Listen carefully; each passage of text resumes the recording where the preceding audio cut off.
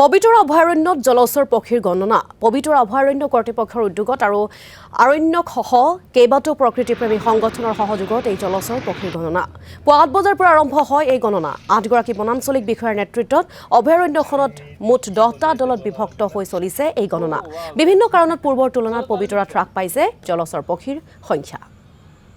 আৰু এই সন্দৰ্ভত আমালৈ প্ৰতিবেদন আগবঢ়াব সাংবাদিক নজৰুল ইছলামে।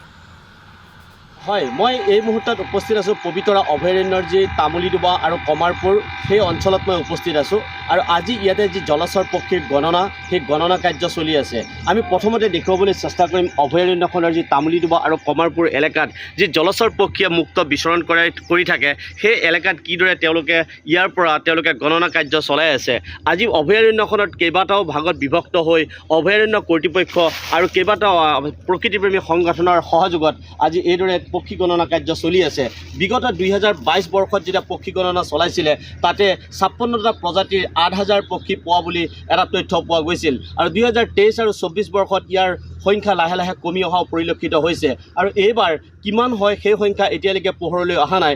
অৱশেষত ইয়াৰ যিটো ফলাফল সম্পূৰ্ণ গোটকেইটা যেতিয়া লগ হ'ব তেতিয়াহে আমি গম পাম যে ইয়াতে প্ৰকৃততে পক্ষীৰ মুক্ত বিচৰণ কিমান প্ৰজাতিৰ আছে আৰু কিমান সংখ্যা আছে। আমি ইয়াত দেখুৱাবলৈ চেষ্টা কৰিছোঁ যে বন বিভাগৰ প্ৰায় 8-10জনকৈ বনাঞ্চলিক বিষয়া বিভিন্ন ৰেঞ্জৰ পৰা আহিছে তেওঁলোকে, আৰু ভাগে ভাগে তেওঁলোকে বিভক্ত হৈ তামুলীডুবা, হাঁহচৰা, চনকা, পাগলাডুবা, অমৰামূল, হাডুক বিভিন্ন অঞ্চলত তেওঁলোকে খুব সুন্দৰকৈ জৰীপ চলাই আছে।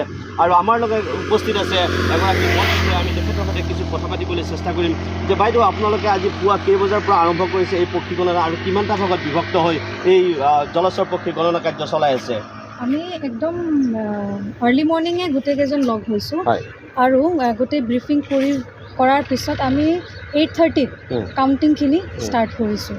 আৰু আমাৰ ইয়াতে আপোনাৰ 10টা ব্লক বনাইছে, চনকাক লৈ পেলাই 10টা ব্লক বনোৱা হৈছে আৰু টোটেল 12টা টিমত ভাগ কৰা হৈছে। এটা বা দুটা বিলত মানে 2টা বা 3টাকৈ টিম এলট কৰা হৈছে। কেতিয়ালৈকে শেষ হোৱাৰ সম্ভাৱনা আছে? এইটো আমি মেক্সিমাম 2 আৱাৰ্ছত শেষ কৰিব লাগে। হয়, বৰ ভাল লগা খবৰ যে পবিতৰা অভয়াৰণ্যলৈ বিভিন্ন দেশৰ পৰা পৰিভ্ৰমী পক্ষীৰ আগমন ঘটে। Siberia, Canada, Jammu Kashmir. নজৰুল ইছলাম তেওঁ কিছু পৰিৱেশ দেখুৱালে, সেই সন্দৰ্ভত তেওঁক এই মুহূৰ্তত আমি ধন্যবাদ জ্ঞাপন কৰিছোঁ।